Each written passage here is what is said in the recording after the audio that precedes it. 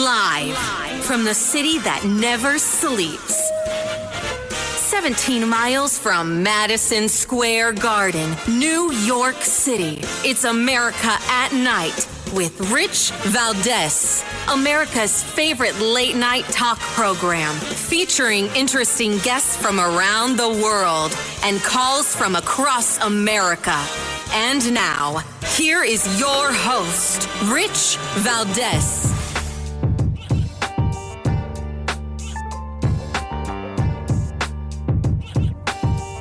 Hi there, good evening, and what's up, America? I am Rich Valdés, Valdés with an S, at Rich Valdés on all of the social media. Welcome to the, what's today? Thursday night already, Throwback Thursday night edition of the program. We are live and national. Happy to be here with you this evening, and if you want to join us on our late night national town hall conversation, feel free to give me a call, 833-482-5337, 833-4Valdés. And tonight we're going to talk about national security, geopolitics, a personal story about redemption, someone that was involved in a lot of things and turned their life around, and what that might look like for this New Jersey election. We're also going to talk about the New York election, right? We're 5 days away, and big poll come out today. Emerson College poll was released this morning. Lo and behold, good old Rich Valdés, right again. Now, it didn't say that I was right, but it makes the case for me. I'll tell you, if you didn't see it, most people haven't. I've talked to journalists today, and they're like, what do you mean? What poll? What are you talking about?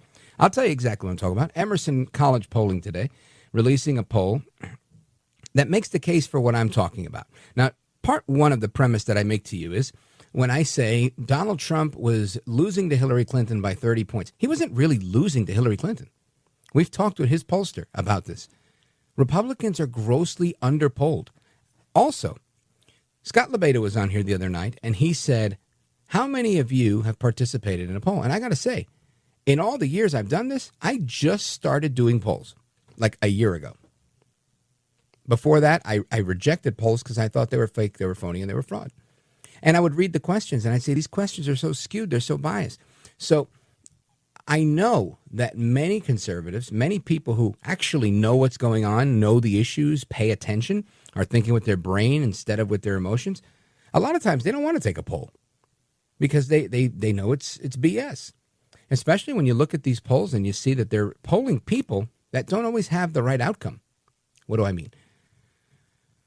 Likely voters as opposed to register voters, right? Or just 1,000 people online, right? Sometimes they'll say this survey was conducted with 1,000 people that visited the whatever website. Well, this is a useless poll. And again, I understand if you want to use it for informative purposes, that's fine. But it's not a real accurate depiction of what's going on. Not a scientific poll. So I haven't looked at the crosstabs on this yet. But this matches what I'm seeing in the street somewhat. Emerson polling says that Mamdani is still ahead, beating Cuomo 2-1. But Cuomo is down 3 points. And you know who's up by 11 points, more than doubling their position? Curtis Sliwa. Now, this is the point that I've been making. These polls are it's just taking them a long time to catch up with what's really happening in the streets. When I come out here and I tell you that there is enthusiasm for Curtis Sliwa, this is not me doing wishful thinking, pie in the sky, fake it till I make it. This is me actually seeing people, black people, Chinese people, Jewish people, Muslim people, all sorts of people, Hispanic people, right? All of them. Every type of New Yorker telling me I'm going with Sliwa. Now, does that mean that every New Yorker is going with him? No. It just means that these are not Trump voters. These are not Republican voters. These are, in some cases, people who haven't voted before. There is a general sense of appeal for Curtis. He has the enthusiasm. And the director of the Quinnipiac poll mentioned that. I played that clip for you guys last week. I bring this up because I don't want my listeners to be duped. Two things people are getting duped into right now. Number one, they're getting duped into thinking that, New York's a bunch of lefties. They get what they deserve. To that I say, imagine all of the people around the world that said the same thing in 2020. Americans are just a bunch of idiots. They elected Joe Biden. I'm pretty sure none of you would agree with that statement, right? If they said, they elected Joe Biden, they get what they deserve. I think 9 out of 10 of you listening right now are yelling at the radio saying, well, we didn't elect Joe Biden. Right? That's my point. Right? There was funny business. It was clear, right? Back in the 2020 election, you were allowed to vote with mail-in ballots well past Election Day. All sorts of shenanigans are going on, in particular in Pennsylvania, in particular in Wisconsin. So you're not going to sit here and tell me that because a majority or because some people in New York or in certain areas vote a certain way that everybody else has to pay the price. Now, that is a political reality, but it's not a fair assessment. It's not the right thing to say. It really isn't, right? Virginia is facing a tough battle right now. Most polls are showing, from what I see, that Spanberger is ahead. Now, if I want to believe those polls, I will believe them. Now, the only reason I'm inclined to believe that the Lieutenant Governor Winsome Sears is trailing Spanberger is because I haven't heard from their campaign at all. Glenn Youngkin hasn't been on here to campaign for her. She hasn't been on here to campaign for her. I don't see a lot of energy coming out of that campaign, and I wish them the best. I hope they win. But my point in saying that is you can see when people are making an effort to try and win. And that effort is being made in New York City. So it's very unfair to say to all the people in Virginia or all the people in New York or all the people in America, you get the government you deserve. You voted for that. We are not a monolith. We are a constitutional republic that, just for the sake of repeating here, that has a two-party system for the most part. We have third parties that occasionally make inroads. So to say these things, I think it's just you're doing it wrong. That's all I'm saying, right? You're talking with emotion. You're angry because people are voting in a way that's inconsistent with your beliefs. Forget the emotions. Use logic. Talk to the people. Understand the streets. That's the first part. The second part is if you want to suppress a vote, just keep saying you got no chance of winning. Yeah, there's no shot. He's got no chance of winning. There's no way. There's no way. Hey, he's a nice guy, just can't win, right? I could play the tape over and over. I've got Seth Meyers going, Donald Trump thinks he's going to run for president. I got Nancy Pelosi going, Donald Trump is not going to be president. I've got Barack Obama saying, Donald Trump is not going to be president. You tell me you've never heard these clips. Donald Trump has been elected president twice, and dare I say 3 times. So, again, don't be fooled.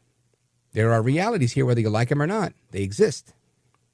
Now, the third part is there's only one candidate here. Mamdani has been in the same position, 42%. He may have gained a couple of points in this current poll. But he's been in this same area the whole time, right? And again, Democrats overpoll. Just like they said Andrew Cuomo was going to beat Mamdani by 40 points or 30 points. So where's the real indicator here? It's Curtis Sliwa. Curtis Sliwa steadily moving up, right? He's now 4 points away from Andrew Cuomo. So now I want all those people to tell me, oh, he just can't win. You're going to tell me that the guy's running basically neck and neck with Andrew Cuomo, but yet he can't win, but Cuomo can. He doesn't have a trail of bodies of 15,000 senior citizens that he helped to kill through an executive order, but Andrew Cuomo does. I mean, you've got to be kidding me with your logic. And then they want Curtis Sliwa to drop out, which is obviously not going to happen. The spoiler candidate here was, and will always be Andrew Cuomo. He is the one that has broken this thing from the very beginning. He is the one that was beaten by Zoran Mamdani by 13 points and said, well, I'm not sure if I'm going to run. I'm going to think about it. I'm going to see. And then Adam said, I'm going to become an independent. He said, I guess I'll become an independent too. And it became a circus. But I'll tell you who's been steadfast all the while, the Republican candidate, the one who was nominated by his party. All of this stuff, oh, Sliwa can't win, Sliwa can't win, Sliwa can't win. Shame on you. Shame on you for crapping on liberty. Shame on you for crapping on the idea of one person, one vote. We've never, ever judged any race by going, oh, no, I wish the guy could win. That's not how elections work. You fight, like El Trompito told us. You fight like hell. And you let the chips fall where they may. The people decide. I'll be right back.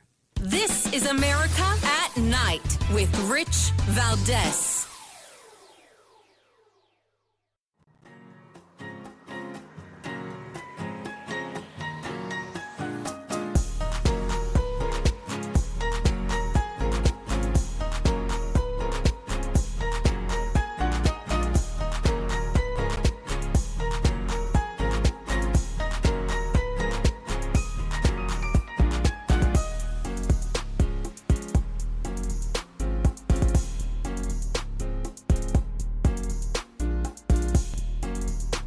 Well, thank you, Rich, and thank you for everything. I know you very well, and I listen, but I have a lot of people that listen, and they love your show, and I appreciate it very much. America at Night with Rich Valdés. President Trump is now on his way back to D.C. He's got to be happy after a high-stakes meeting with President Xi of China, closing key deals on tariffs, on trade, and a commitment to curb the flow of fentanyl.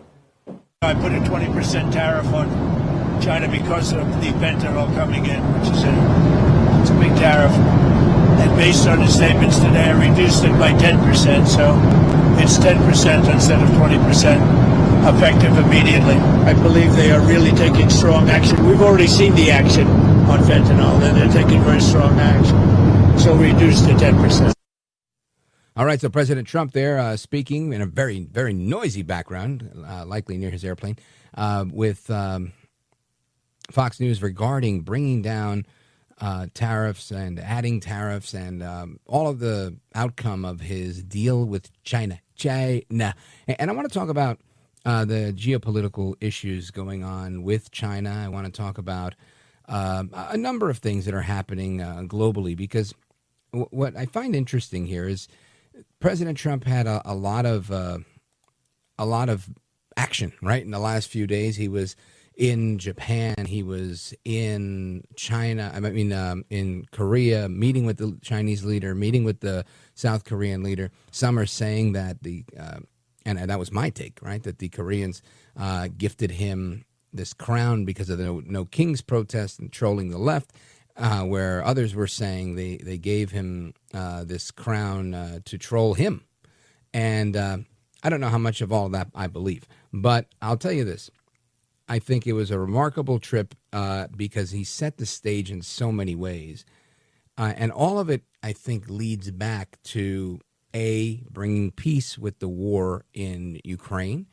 Because everything he's doing here is to kind of marginalize China. By marginalizing China, you're able to separate and weaken Russia, right? Because it's all one big chess game. At least that's my take on it. And I want to bring in somebody who understands this well. Retired Air Force General Blaine Holt. He was a deputy representative for the United States to NATO. He's a Newsmax contributor and does a bunch of amazing, great patriotic things like an organization called Restore Liberty, and he hosts an amazing podcast. General, welcome back. Great to be with you. Thanks for having me. Wow, what a historic week in Asia it was. Yeah, well, let me get your take, because I put a lot out there just to see if there were areas of agreement, disagreement, your thoughts. So if you go back, not last week, but if you go back 2 weeks, two things happened. Let's go to Beijing. In Beijing, you have a thing called the Fourth Plenum, where you have four factions vying for power, challenging Xi Jinping for all his titles, weakening him. A lot of purge generals on both sides, and him really grasping to hold on to power. And he just barely clears the wicket and comes out of it still in charge, but definitely diluted.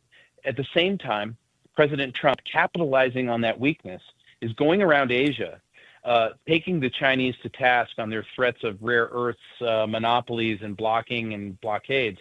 And he organizes 5 countries in the region to not only set up rare earths replacements, but processing, thereby stripping China of all of its leverage at a future bargaining table. So he rolls in to meet Xi Jinping at a time when he has rallied the allies, cut all these deals, over $1 trillion in deals, and looking him square in the face, and basically laying out this is how the new U.S.-China relationship is going to be. And you even heard the president at the end of that saying, I only cut their tariffs in half because we're going to have to see more progress from them, whether they are going to be ingenuous or disingenuous, and we'll find out soon. But wow, what a powerful crescendo. And the president was playing chess with them the entire time and taking advantage of weakness. I love it. And this is, again, the way I see it. I've always credited President Trump on his handling of these affairs with foreign leaders, because I feel like he does a lot of this stuff misses him, right? I think a lot of the stuff that gets to other people, like, oh my gosh, I'm meeting with this world leader, or wow, they're Right. being received with pomp and circumstance by, where they're giving me a golden crown. And while I think some of that stuff may feed his ego and may be just nice, I think a lot of people like that type of thing, to be well received. I think Trump's been through a lot of that. And, having been to Mar-a-Lago a couple of times, and a friend of mine went to Trump Turnberry in Scotland and been to Trump Tower, and you start to see how Trump lives and has lived since I was a little kid. I think a lot of this stuff is kind of like, all right, like when he moved into the White House and he was like, yeah, it's all right, it's not bad. I feel like because of his attitude, he's able to see past a lot of their BS, and he's able to stay focused on the task, which is let's make a deal. Well, that's exactly right. But that's exactly why we hear some of the speeches and the seemingly bombastic statements out of President Trump. It's all smoke. It's all fog. President Trump, and I know this from meeting with him personally, talking about NATO issues, he has a very keen eye to what's really going on. If there is a guy who can separate signal from noise, it is him. And so before he meets with any kind of world leader whatsoever, he's going to study their weaknesses, where he will have advantages, where he might have disadvantages, and then he'll set misdirection up, and then he goes in, and then he gets executed what he wants.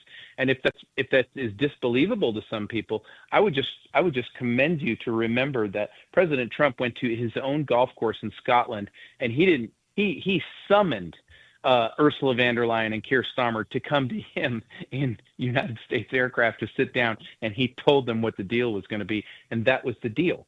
President Trump is rearranging the world order, and they don't like it. It's not nice for them, but that's okay. General, that's so true, and I want to make sure I underscore the point here, which is I feel like it gets missed because Trump is so good at so many things. But this is not precisely because he's good at so many things, but precisely, in my opinion, and not to discredit him, but to say this country has always had that strength. And we've always had a series of weak leaders. And it took the genius of Trump, in my opinion, to say, hold on a second. You mean to tell me we have the strongest military? We have all this money. We have all this buying power. We have all this whatever. And they're telling us what to do? Hold up a second. And I can't believe this didn't happen sooner. Yeah. And I will tell you that in studying his first term and this term so far, I have one word that I think fuels President Trump every day, and that is the word gratitude. He's grateful for what this country has meant to him and his family, and now he wants it for everybody. Amen to that. And I think he's also grateful to be alive for dodging that bullet. Yeah. General, stick with me. We're coming right back. I want to talk about the other side of this coin, which is we've been talking tough with Venezuela. I think this all fits into world peace as well and making it safer in America. Don't go anywhere. I'm Rich Valdés.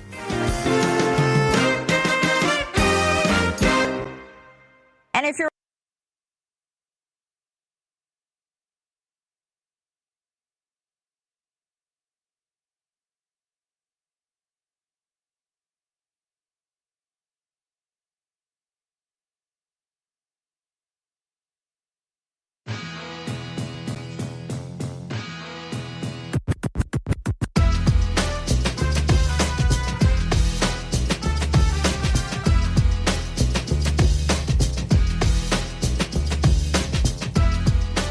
The best guests, the best opinions. This is America at Night with Rich Valdés. riding along in one of those cartel boats, would you rather take your chances with Hurricane Melissa or Hurricane Donald, a.k.a. Trump's Navy? The USS Gerald Ford is now on its way to the waters of South America, moving closer and closer to Venezuela. It's the world's largest aircraft carrier. The Pentagon says it'll help with Trump's mission of battling the smuggling of illegal drugs into the U.S. It comes as another deterrent. Navy destroyer USS Gravely docked in the port of Spain just yesterday. The Department of War has taken out 10 alleged cartel boats since early September.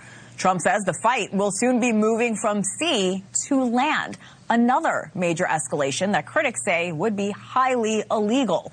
One prominent Senate Republican says Trump's not only serious about that, but there's going to be congressional briefings on that as well. President Trump told me yesterday that he plans to brief members of Congress when he gets back from Asia about future potential military operations against Venezuela and Colombia. So there will be a congressional briefing about a potential expanding from the sea to the land. I support that idea, but I think he has all the authority he needs. That is Senator Lindsey Graham, and that report, again, reflecting what is going on in the Caribbean with respect to the cartels and drug boats that are being blown up by the United States. And I want to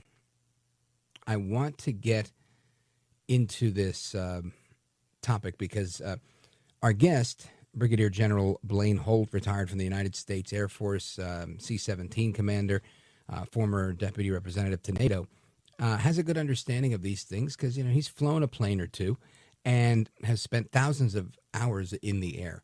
And General, it's my take that it's very important that we do not relent on Venezuela because I think that checks Colombia to some degree. It likely weakens Cuba to the point where the regime is toppled just internally with their own color revolution. And it all but stops the flow of fentanyl, which is coming to this country by way of unrestricted warfare from China. Your thoughts? You know, there's such a multi-layered strategy in play here. And if this was simply about stemming the tide of fentanyl into our country and saving 70,000 American lives every single year, then it's worth Russia. it. And I take no pity on the whining senators who are decrying the Constitution, but haven't in over 2 decades, at least in the wars that I served in. Right. But what I would say is in the other layers, it's not just about Venezuela. Venezuela is a source of great intelligence right now because we have literally scared the crap out of Maduro, and he's making all kinds of phone calls in all kinds of directions to all of his buddies. Some of them you might think because they wear suits and call themselves bankers are actually nice people. They're not. In other words, the cartels are connected, Rich, to every single illegal activity on the planet, including the Chinese Communist Party. And so the president is pulling on that string. And it's not so Venezuela, Colombia, and then we shore up and we stand by our ally Argentina. We are taking care of business in a very Monroe Doctrine way in our hemisphere, but we're also threatening the globalists, the elites, how they move money, how they steal. And we're basically kicking over every single bad actor's rice bowl when we hit on the cartels, and that has the world agitated. And certainly the co-opted politicians in the swamp are agitated as well. And so when you see somebody fight what the president wants to do, think very quickly about what their motivations might truly be. Well, and I look at it that way every time.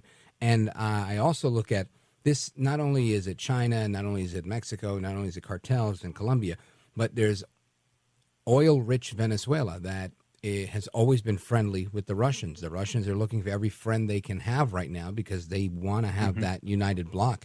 The communists in our hemisphere have always kind of banded around Venezuela.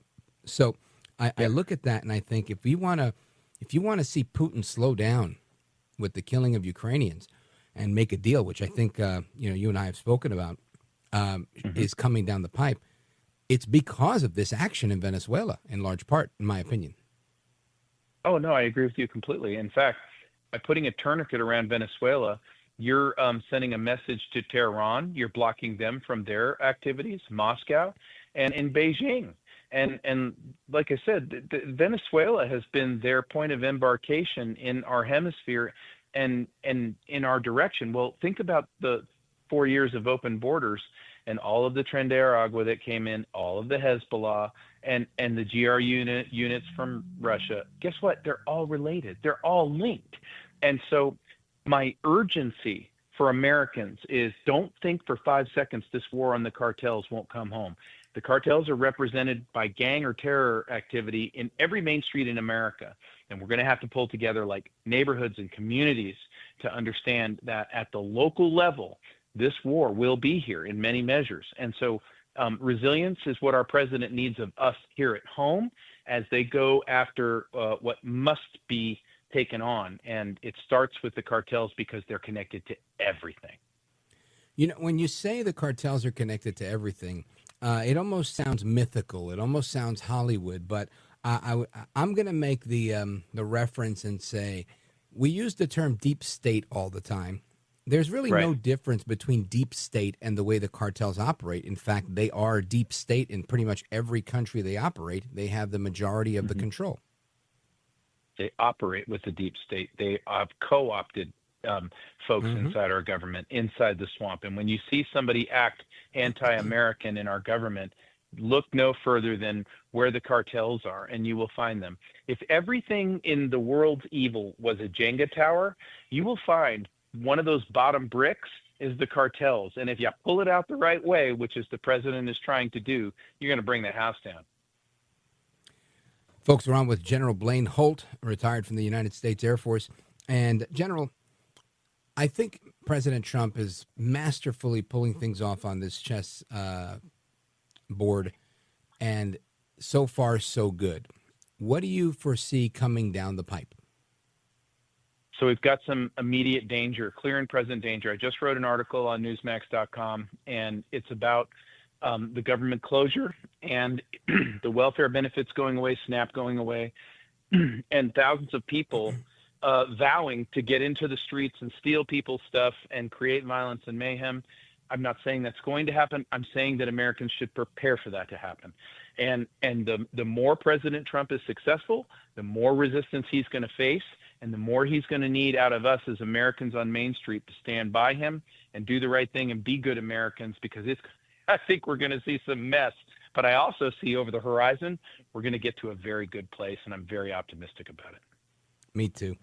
General, I want to thank you for being here. Thanks for sharing everything with us. Let everybody know how they can hear your podcast, what the podcast is called. Tell them about your column and everything else that you're doing. Oh, thanks so much for that. So dangerousintellectuals.com, or come to X at Danger Thinking, and you will hear Dangerous Intellectuals, and we have a great weekly audio-only podcast. Recently, or next week, we're going to have Doc Pete Chambers, who's running for governor in Texas.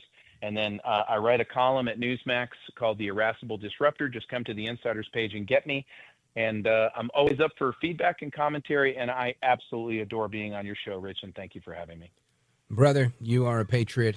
We love having you here. Thank you for your time and for your insight. I'll be calling on you again like I usually do pretty soon. God bless. God bless. Thanks.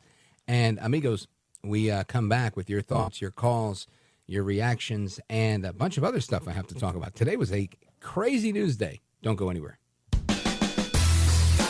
This is America at Night with Rich Valdés. Call now, 833-4-VALDEZ. That's 833-482-5337. 833-4-VALDEZ. That's Valdés with an S.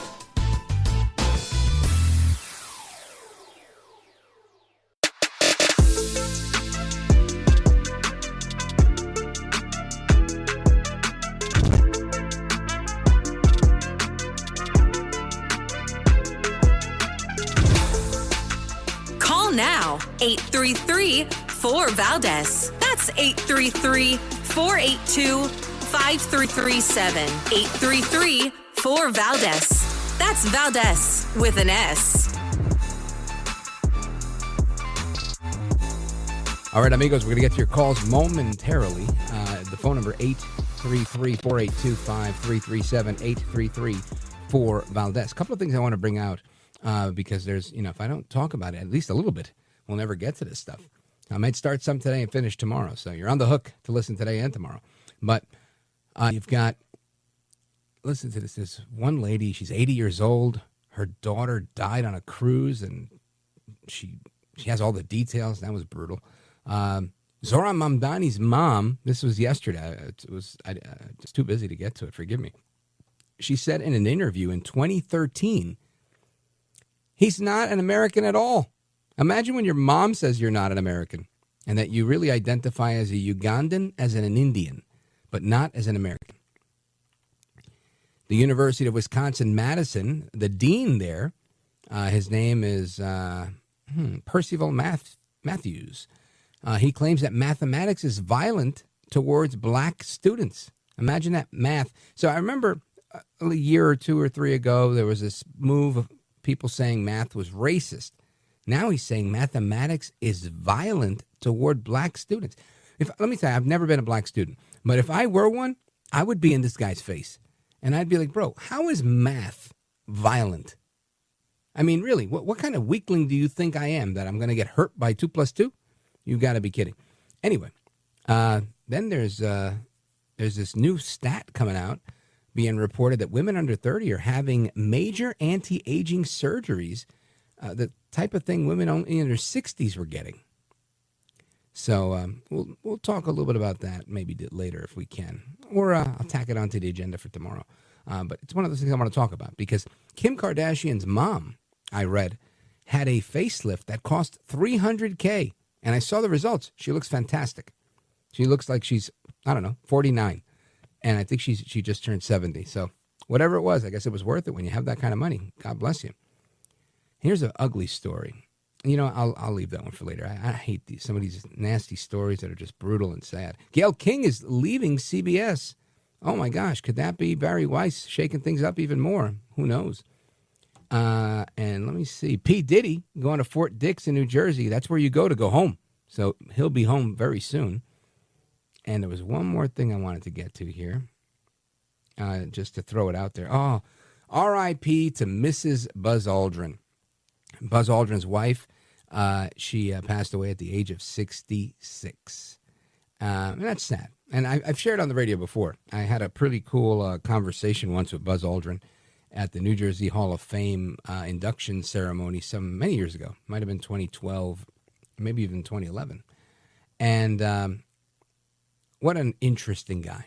Just, second guy to walk on the moon ever.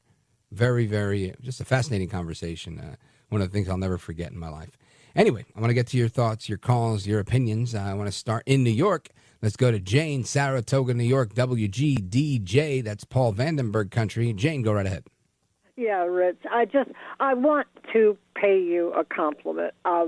You have Blaine Holt. He is so incredible, and you are having better and better shows. Do you know that? And truly, I've talked to a lot of people about this. You are just about the best out there. You truly are, and you're very kind. No, I'm serious. I'm very serious, and there's so many nutbags out there, and if people want to stay young, you exercise, you get out and you do good things, and you have put Mamdani, or however you pronounce his name, you've helped zero in on Cuomo, and you truly, I know I'm corny as can be, but you truly are the best out there. And you're my number one fan, Jane. Thank you. You're now president of the fan club. I really appreciate it. Thank you. Talk to me about, now that you're here and I know you're up in the capital region, let's talk about poll out today. I saw it today. You know who's winning for governor of next year between Elise Stefanik and Kathy Hochul? No, Elise Stefanik. She's up by 1 point. Oh, that's wonderful. As of right now. She's awesome. She is awesome. Yeah. And that's fantastic. And she's from your neck of the woods. Yep. In fact, I used to talk to her when she was pregnant, and she had her house at the lake. And she is the nicest person in the whole world. She really is. And she cares about people. That's her strongest quality, is she honestly and truly cares about the people up here. Yeah, I think that's always a plus. You know what stands out for me, Jane? She literally doesn't play games. She's ready to throw down whenever she's got to. I love that. She is a fighter. Yeah. In this game, politics, you've got to, those people that we elect, they have to fight. Well, and I and grew she's a up in fighter. politics.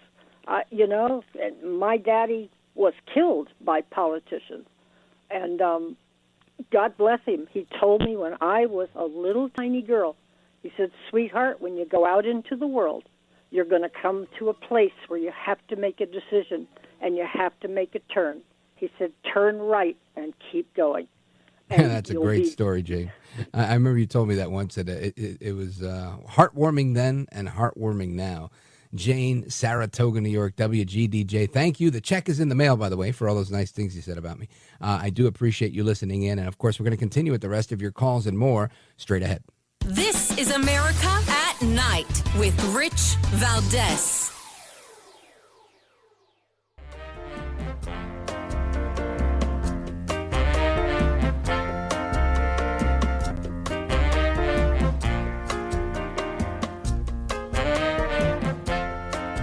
America at Night with Rich Valdés. About resuming nuclear testing, what prompted you to do that right before the meeting? It had to do with others. They seem to all be nuclear testing. Russia? We have more nuclear weapons than anybody. We don't do testing. We've halted it many years ago. But with others doing testing, I think it's appropriate that we do also. Any details around the testing, sir? Like where, when? It'll be announced. We have test sites. It'll be announced. I was just having a conversation, sidebar conversation, Mr. Good, and we're talking about how different people are viewing this particular issue with President Trump and saying we need to test our nuclear stuff. This is bad. He's rocking the boat. We're going to end up in World War III.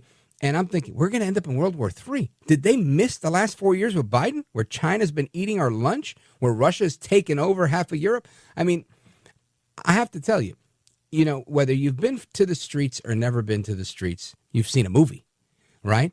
And at some point, some tough guy gets into an altercation, and the tough guy lifts up his shirt and he shows that he's got a gun in his waistband.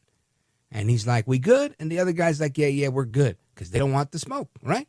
That is like survival of the fittest. This is what President Trump is doing, right? He's letting them know, hey, by the way, I just want to remind you, in case you forgot, in case you got used to Joe Biden, in case you got used to Bill Clinton, in case you got used to any of these guys, we do have the biggest nuclear arsenal on the planet. Russia's a little bit behind us, and China's a distant third. But they're catching up. So to make sure we stay on top, we're going to keep adding like we did in my first term, and we're going to test everything. You tell me, what's the use of so many of you guys listening are gun owners. What is the use of having a pistol that is not cleaned and that doesn't have bullets, right? I mean, what is the point? Imagine you hear your back door glass break. Bad guys are coming in through the back, and you're like, hang on, honey, let me go to my lockbox and then go to the basement to get the bullets. Lucky you if you're able to get that thing assembled in time for the bad guy. You got to be locked and loaded, ready to go. That's what Trump is doing. And to criticize Trump, to say that he's doing something wrong by putting America first, you've got to check yourself. You've got to check your motivation. You've got to check why you're allowing your emotions, your hatred, your anger, your political estupideces, to use a Spanish word for stupidity. Why are you letting that stuff get in the way? That's where we go astray. We have to nip in the bud so much of this Marxism that's really just happening culturally all over the place. Anyway, we're going to do that straight ahead. Some of you are going to continue to be locked in with me. Others of you are going to go to work or leave work or do what you got to do. Either way, hasta la próxima. Take care, good night, and God bless you, America. I'm Rich Valdés.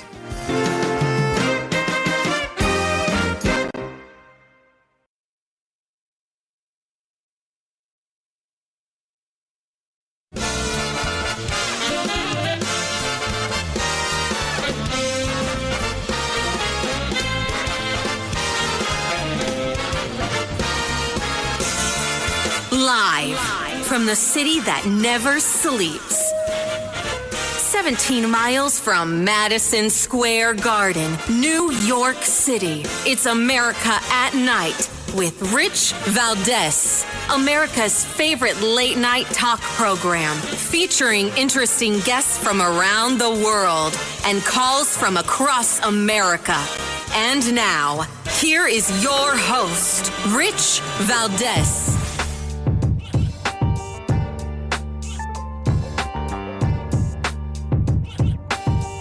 Hi there, good evening, and what's up, America? I am Rich Valdés, Valdés with an S, at Rich Valdés on all of the social media.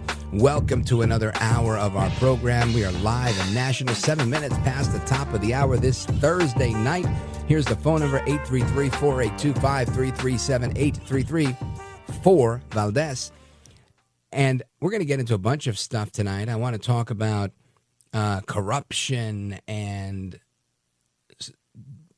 people going from negative places in life to better places in life, kind of like an election story, right? Now, I mentioned earlier, and I will mention again, today's news early in the day, the 30th of October, new poll with Curtis Sliwa and Andrew Cuomo, I think 4 points or 3 points away from each other.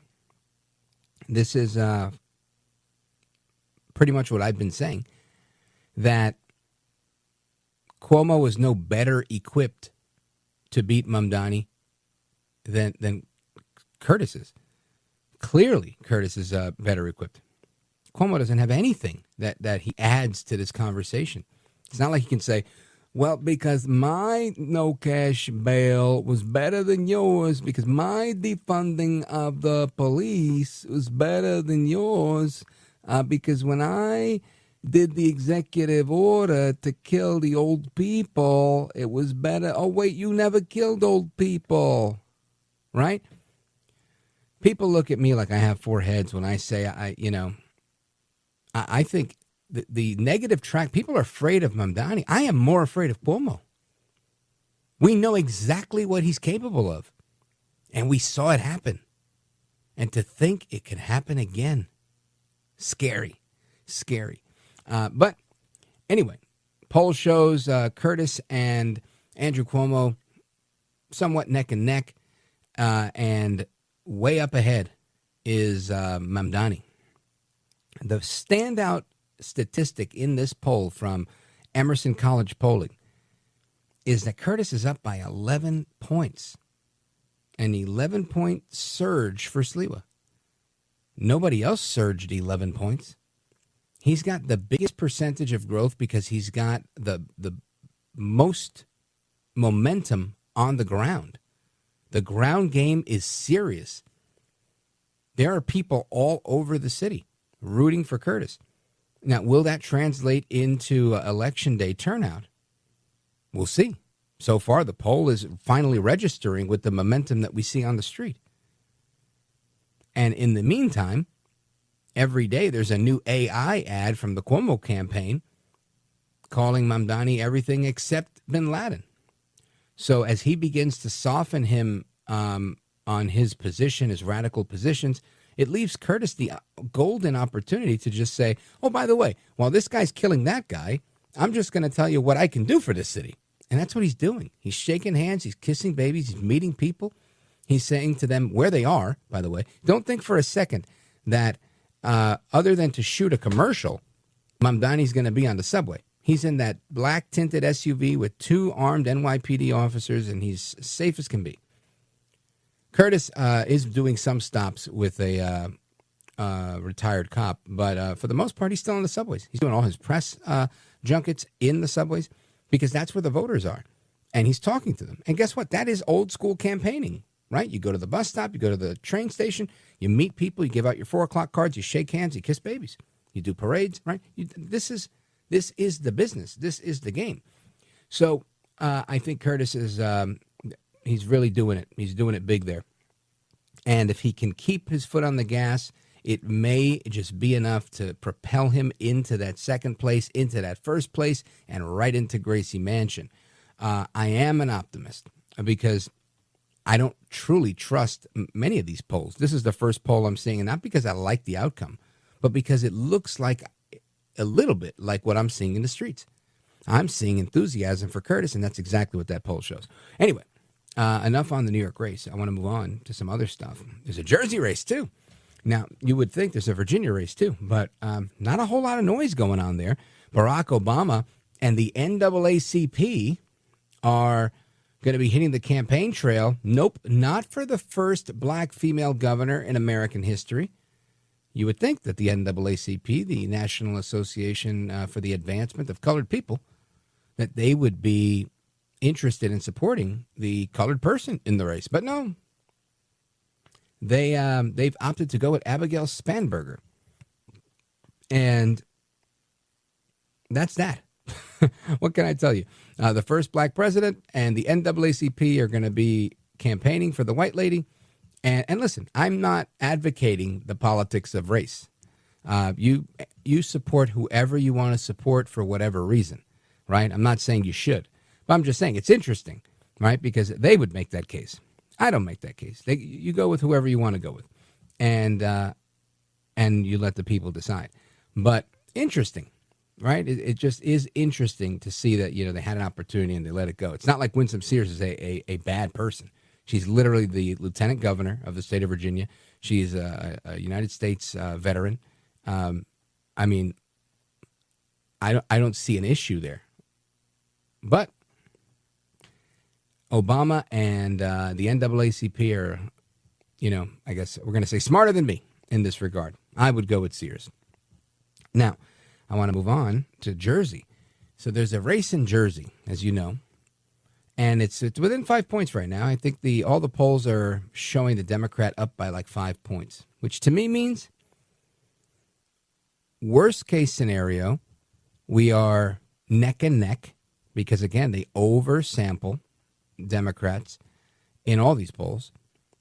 And best case scenario, Ciattarelli's winning by 5 points or, you know, some variation of between 1 and 5 points.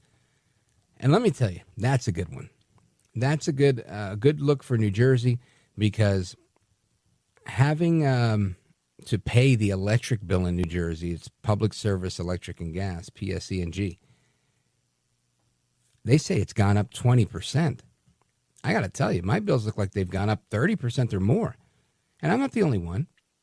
I make jokes with everybody wherever I go, and I go, hey, it was really cold the other night. And I'm like, yeah, I wouldn't know. I was bundled up. Everybody's joking around about having their nice skull cap on, nice wool knit hat on, a hoodie, blankets, you name it. Walking around in your bathrobe because energy has become, I don't know, I'm going to say close to 3 times as much as it was a few years ago. And that's wild. And to think that the office of the rate, whatever they call it, the rate person, the rate setter, whatever Murphy called it, Governor Murphy, all this happened on his watch, and it's going to be very difficult for him to backpedal and say, no, that wasn't me. Or even what is her name? Mikey Sherrill. It's going to be, I think, difficult for her to disavow Governor Murphy when she's been on the record supporting him in the past.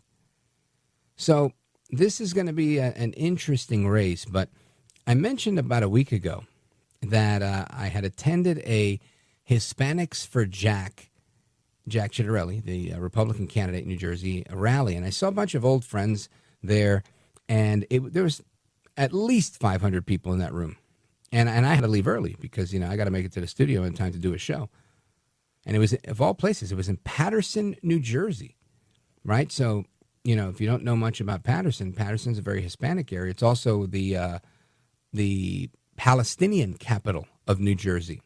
They just named their main street there Palestine Way or Palestinian Way. And it's all Muslim mayor and council, city of Paterson, New Jersey.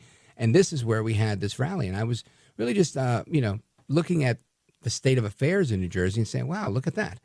You know, you got all these Hispanics from different walks of life. You know, you had doctors, you had lawyers, you had professional boxers, pastors, all sorts of people were in that room, broadcasters like me. It was really just like, wow, there's a lot of support in here. And I didn't expect that because I normally go to these events and there's 50 people at most, and it's a smaller venue. This was a huge nightclub, not huge, but good enough to fit, 600 people, I'd say, 700 people, and there was 500 people, and it was packed. So I want to get the scoop on that because from that event, there was reporting from the New York Times that came out today, and yesterday, CNN had an article talking about how President Trump made historic gains with Hispanics in his 2024 reelection, and their speculation is, can Jack Ciattarelli hold on to the Republican gains made by President Trump? Well, our next guest is going to break it down for us momentarily. Don't go anywhere. This is America at Night with Rich Valdés.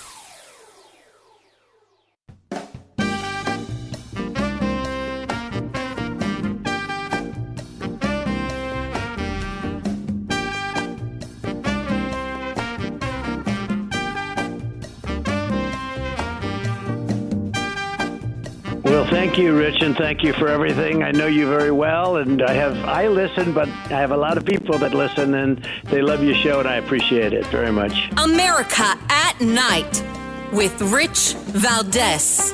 The Democratic Party has always said they're going to do something. They don't. They only want our votes. And then they don't do nothing. We're here in the downtown area of Passaic, New Jersey, which is about to offer a major test of the Latino vote heading into the governor's race in November. Now, this is a mostly Latino area with large influence from Mexican and Dominican cultures. It was typically a Democratic stronghold until President Trump won Passaic County by 3 points in 2024. Now, that may not sound like a lot until you think about the fact that Joe Biden won here by 16 points in 2020. Now, a lot of that shift came from Latino voters who perhaps were turned off by the Democratic Party and attracted to the policies and messaging of President Trump. The last person I voted for Democrat was for Hillary Clinton. I never voted Democrat again. Trump, he's not perfect, but hey, that's what we want. We want to feel safe in our own country. Do you feel like you're in a better position today with him as president? Yes, I feel more safer. But there are a lot of questions about whether that support from the Latino community is long lasting and whether it can extend to the Republican Jack Ciattarelli when Trump's name is not on the ballot. The Democrats have controlled our legislature for 25 years. They've controlled the governorship for 8 years. Look where we are today. It's policy failure after policy failure. All right, amigos, welcome back. It's Rich Valdés keeping you company tonight. And that clip you just heard right there was the Republican candidate for governor, former Assemblyman Jack Ciattarelli. And the report was by Arlette Saenz from CNN. That's CNN giving that reporting, interviewing voters on the street in the city of Passaic, New Jersey, a place I know well. And I wanted to bring in our guest because he was a former councilman in the city of Passaic. He's still in Passaic. He's a Passaic guy through and through. Former Republican councilman in the city of Passaic, Jonathan Soto. Welcome, sir. What's going on, Rich? Glad to be with you tonight. Yeah, brother. Same here. I'm glad you're here. I'm glad we're going to have this conversation.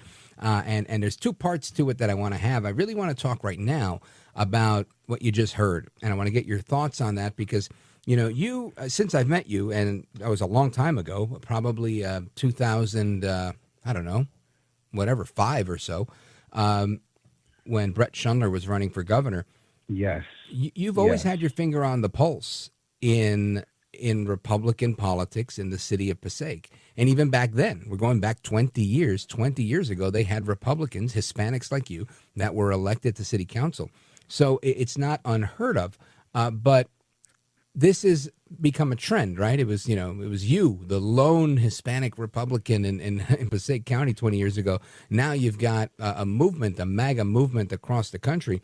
And I want to get your thoughts because I think what this voter was saying, that, he's voted Democrat his whole life and he stopped with Hillary Clinton.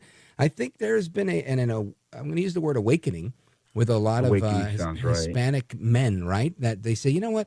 I feel like I've seen enough. I've heard enough. We've already tried that. And it's kind of like the spell has been broken. Would you agree? I would say it has. I think if anything, what's happened is that this trend has grown, I would say maybe Bush Jr. would probably is where I believe it kind of started. Sure. And I think it kind of started because I think the main Hispanic voter for many years was almost ingrained in us that if you were a Hispanic, the Democratic Party in general was for the rights of the Hispanic. I think of the Latino voter, and that was kind of a standard, like a belief system that just was in every generation, right? Your grandfather said it, your father said it. But I think now you have second generation Latinos. I think what has happened is that we have just been informed. So it has slowly, people are starting to understand, okay, this is not what Univision is saying. This is not what Telemundo is saying. I'm seeing things different on the ground, and we're not that easily sold to that belief system. And I think it took Trump as a candidate that was definitely out of the box, that Hispanics kind of saw like, no, there's an ability of Trump to be practical. And I think that awakened many Hispanics to say, you know what, I'm done with the Democratic Party. I'm going to vote for a Republican. I think the person who really broke ground in the breakaway of the Democratic Party was through Trump. So now in the state of New Jersey, it's as okay, now it's not a presidential campaign, it's a governor's campaign.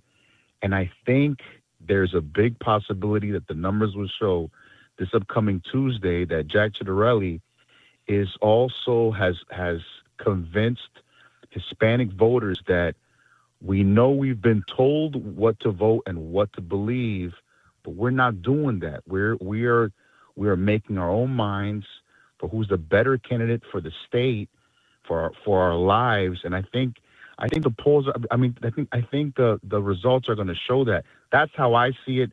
That's how I see it on the ground here in Passaic, and I'm a pastor here in town. Been in Passaic. I'm 50 years old. Been in the city forever. And I'm hearing that everywhere. I'm hearing that everywhere. It's the Hispanic voter can't be taken for granted anymore. And I think you're going to see that this upcoming Tuesday. That's what I see. That's what I'm hearing. And we'll see. We'll see what happens Tuesday. Tuesday. I'm with you. I think the momentum is there for Jack Ciattarelli in a way I have not seen in New Jersey gubernatorial elections in a long time. And I served in Governor Christie's administration for a couple of years, and I can tell you there was momentum then, but this seems to be even more momentum than then, and he won twice. So I think it's this is as good as it gets, all right, for Jack Ciattarelli. This is, I think, his to lose here, and I think he's going to win. Folks, we're on with former Councilman Jonathan Soto. When we come back, we're going to find out exactly why he's former councilman and he's not one anymore. You don't want to miss this story. Don't go anywhere. Rich Valdés coming right back with Jonathan Soto.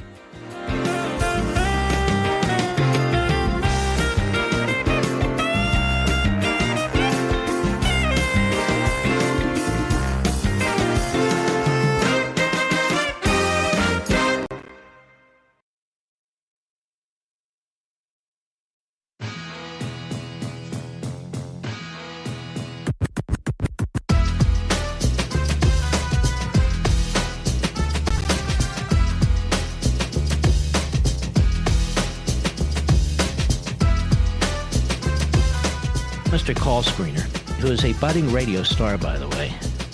Richie Valdés is terrific. This is America at Night with Rich Valdés. All right, familia, welcome back, amigos. We continue our late night national town hall conversation. Here's the number 833-4-VALDEZ if you want to join me. And we continue our conversation with Jonathan Soto, former councilman in the city of Passaic, New Jersey. He was present at an event that I was at just about a week ago, where there was at least 500 Hispanics that were supporting Jack Ciattarelli for governor in the state of New Jersey. And it was an electrifying crowd. Honestly, there were professional boxers in the room, broadcasters like me. There were business people, doctors, lawyers, all sorts of people, all sorts of, all works of life. An incredible amount of beautiful women, by the way. Really, really fun night. I had a good time. Had to leave early to make it to the studio on time. And I have to say that the energy in the room was great. It was a packed out crowd. The food was really good. It was in Passaic, New Jersey, which is, in Patterson, in Passaic County, but it was in Patterson, which is the city that now has an all-Muslim mayor and council, and just named their main street, I think it's called Palestine Way. And yet you're seeing this type of support coming out of Patterson for a Republican. And this is catching the eyes of CNN that reported on this yesterday. We played a clip earlier. Today, it's in the New York Times saying, can Hispanics put Jack Ciattarelli over the top? My belief is that they likely will. The governor of Puerto Rico, I had the pleasure of having lunch with her on Saturday, and Jennifer Gonzalez Colon, and she was here visiting New Jersey to give an endorsement to Jack Ciattarelli, which she did later that afternoon at a campaign stop in Clifton, New Jersey. And I've got to tell you, we're seeing momentum that we just have not seen in the past. Now, these articles in CNN, the article in the New York Times, they feature a pastor that's placing his hand on Jack Ciattarelli, praying for him at this event. And that pastor is the former councilman that I was just talking to, Jonathan Soto. Now, Jonathan Soto was in the ministry always since I've known him. His father was the pastor of the church that he now presides over, pastor at Prince of Peace Christian Church in Passaic, New Jersey. But it was a long road for him to get there. And Pastor Jonathan Soto, I want you to, just give me your thoughts on everything I just mentioned about that momentum for Ciattarelli. And then quickly, let's get into talking about your personal story. So I've from the earliest memories I've had, I always had an affinity to politics and government. I have no reason why. I have no idea why. I was always drawn to politics and went to Montclair State, had my major in history, minor in political science. Even though I'm a pastor's son, I grew up in church. Literally, I grew up in Patterson, but I've always told people I had like a dual citizenship in Passaic because my dad's church was in Passaic since 1970.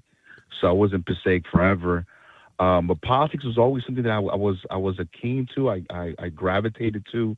And then in 2001, there was a campaign for the first Latino mayor that really had a shot to change that the demographics of the city was changing.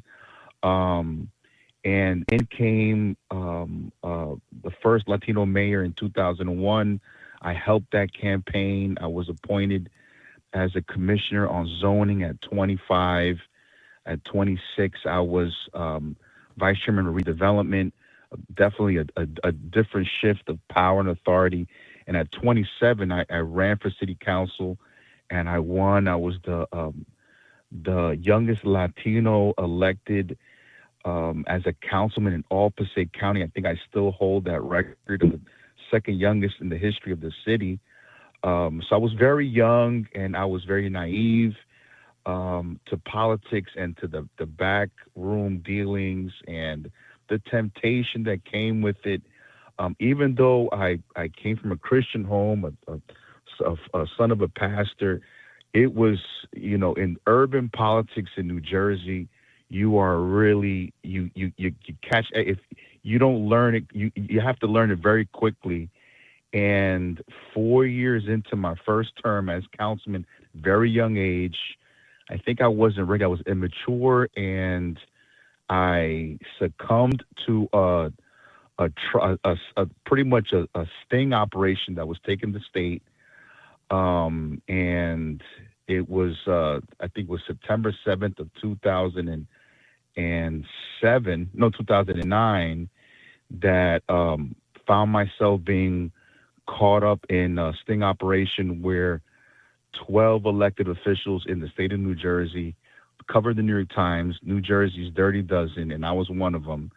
And that pretty much began a whole episode of my life from the age of from my 30s, and it was a 10-year span of being under indictment, going to trial, losing at trial, getting sentenced to a 75-month sentence, 3 years of supervised release. I mean, it was just by the grace of God that my wife stood by my side.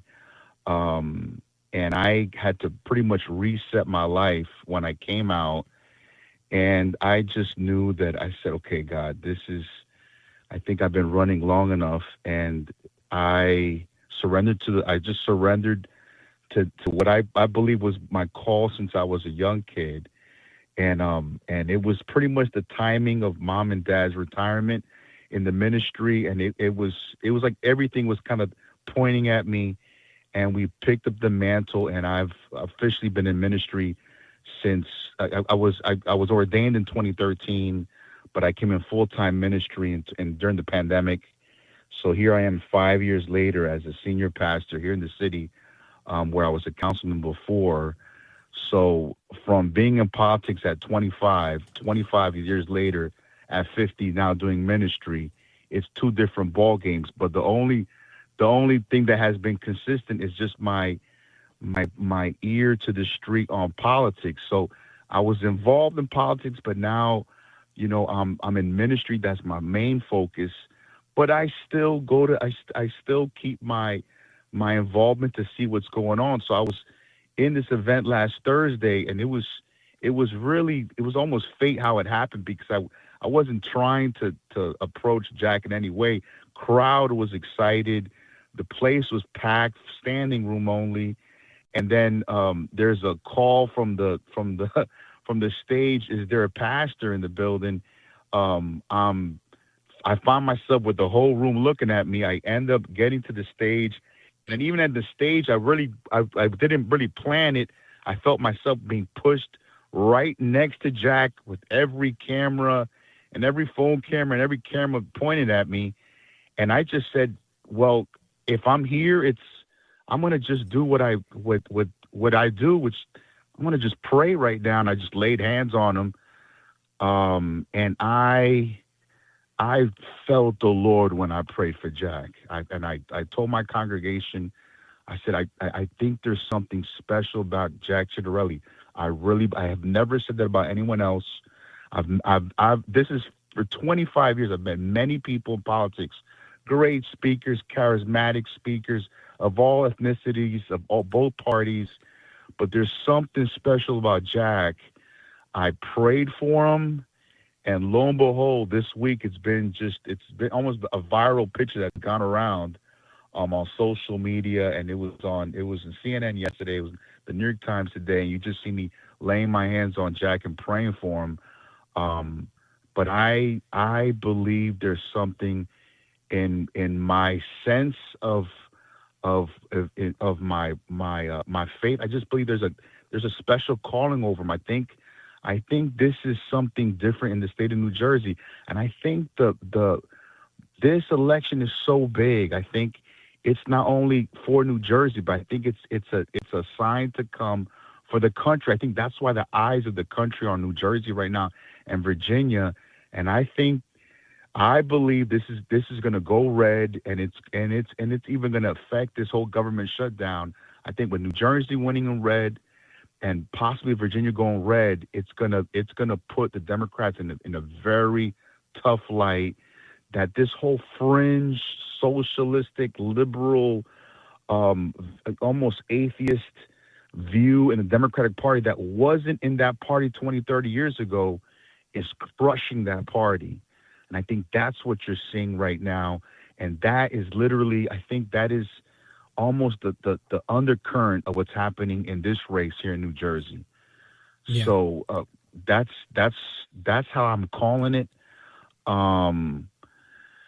That's how I see it. And I think that there's more mobilization in Hispanics because they see it too. That people have to realize the Democratic Party of 2025 is not the Democratic Party of the 90s or the 80s or the 70s. It's just two different parties. Hispanics two different parties don't have that place anymore, right? If you're a conservative Hispanic like you, a God-fearing man, somebody who goes to church, runs a church, you might feel uncomfortable in a Democrat environment with all of the LGBTQ and all of the Marxist push that there is that just really is inconsistent with what so many Hispanic families believe. I don't see how the handlers of the Democratic Party in the upper echelons of leadership, whether from D.C. or the DNC or even on state levels, they have not seen how these fringe issues that everybody is saying, they don't see it. They're going to lose support. And I will say this as a Hispanic on the ground in an urban city in northern New Jersey. I'm a pastor and speaking to the community of faith and just talking to Hispanics in general. They're leaving that party because there are these fringe elements that are driving this party. People are not identifying with that, and they're like, I'm not doing that. I'm not buying into that, and they're leaving, and it is not stopping the Democratic Party. Which it's interesting because I don't see any type of slowdown to these issues. So in this race, our current mayor invited both Mickey Sherrill and Jack Ciattarelli here to the city of Passaic, and in a room of, I would say, around 40, 50 pastors, questions of faith were asked to Mickey Sherrill. And she quickly, just very bold in double downing on views that the Latino Christian community, the community of faith, we're not with you. We're not with you. I think you're 100% right. She's so out of touch, and she comes across as disingenuous. The only thing she's got going for her in New Jersey is that she's a Democrat, and I don't know if that's going to be enough to get her across the finish line. Pastor Jonathan Soto, great story, great testimony. Got to have you back because I know there's a lot of people have questions about your story and how you got from where you were to where you are now. But for people who want to learn more and follow you on social media, quickly let them know where to go. JonathanSoto.nj is my handle both on Instagram and on Facebook. And it pretty much shows where I'm at right now in ministry. Here in the city of Passaic and my involvement with state politics. Well, thank you, brother. I'm out of time in this segment, but I want to thank you for being here. You're a gentleman, a scholar, and a patriot. Godspeed, my man. Thank you, Rich. You bet. And amigos, your thoughts, calls, reactions, South Carolina, Virginia, Ohio, Iowa, Florida, and more. Don't go anywhere. This is America at Night with Rich Valdés. Call now, 833-4-VALDEZ. That's 833-482-5337. 833-4-VALDEZ. That's Valdés with an S.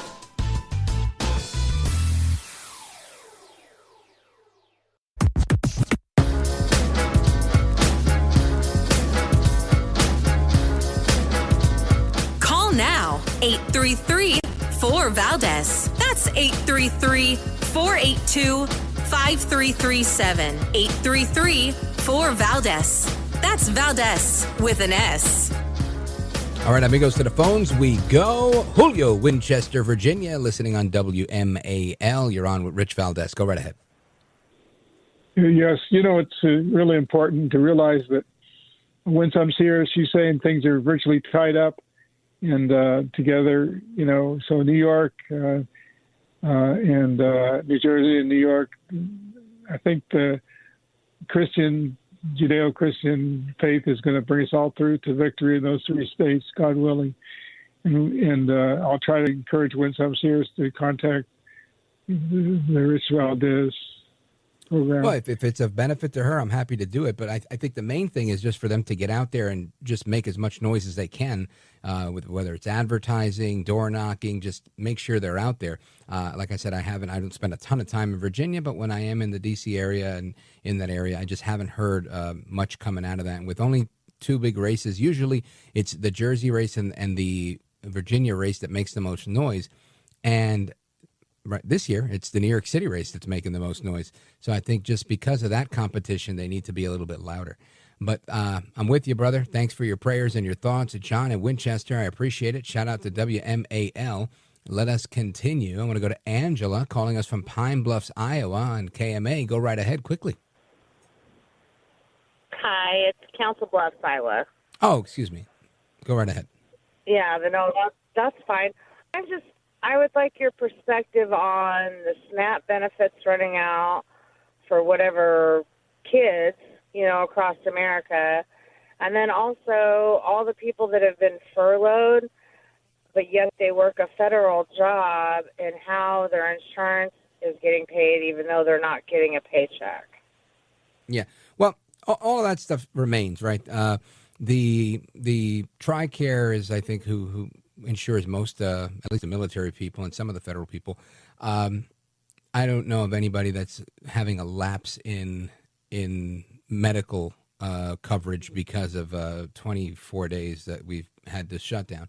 But every last person will be paid like we have in 100% of the shutdowns that we've had in our history. As far as, anybody, I don't think there's a human being on this planet that wants to see children go without food, whether you think it's the government's job or not. The good news is the federal government is distinct from state governments, and most state governments are doing what they can to stand in the gap. And the other part of that good news is that there are some really good-hearted Republicans that are fighting hard to make sure that SNAP is protected, like Senator Josh Hawley, who's got the SNAP Protection Act that he's introduced, and he's trying to get Democrats to vote yes to make sure they fund SNAP. And it's, again, like everything else, it's in the hands of the Democrats. Will they vote so that these people can get their benefits? The problem is that the Democrats are using SNAP as a leverage. They're saying, look, no, we're going to let all these kids starve unless you give us everything we're demanding to open up this government.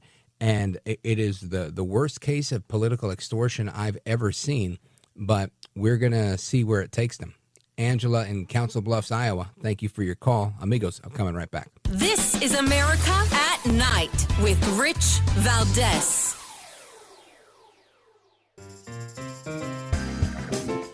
All right, amigos, to the phones we go. Let's go to Larry, Charleston, South Carolina, WTMA, very quickly. Yes, sir. Are you with me? Yes, sir. Okay, here you go. I was hoping very much to be able to speak with General Blaine about the fact that we need, our president needs to quit buddying up and being an appeaser to Putin. Putin's a butcher, and we don't want to be the buddy and friends of a butcher. How is Trump buddying up to Putin? He's kissing his hands. He's hugging him. He's saying, I like him. Me and he are both good buddy friends. Yeah, he doesn't say that. He says, all right, yeah, that's just diplomacy. He's not going to go in there and say, you're a murderer, you're a tyrant, and I hate you. He's not going to get anything done. But, Larry, thanks for your call. Have it a little bit thought out more next time. Debbie, Canton, Ohio, very quickly, seconds on the clock. Go for it.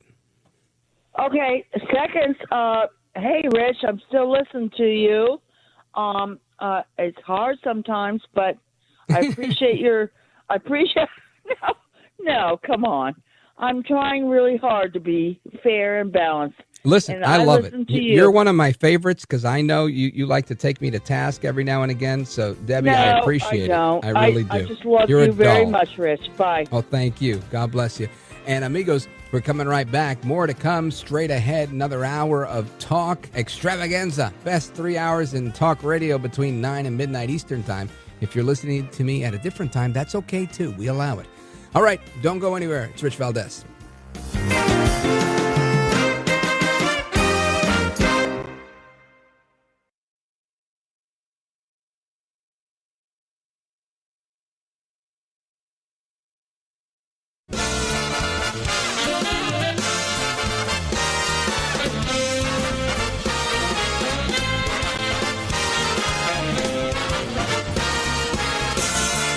Live from the city that never sleeps. 17 miles from Madison Square Garden, New York City. It's America at Night with Rich Valdés. America's favorite late night talk program, featuring interesting guests from around the world and calls from across America. And now, here is your host, Rich Valdés.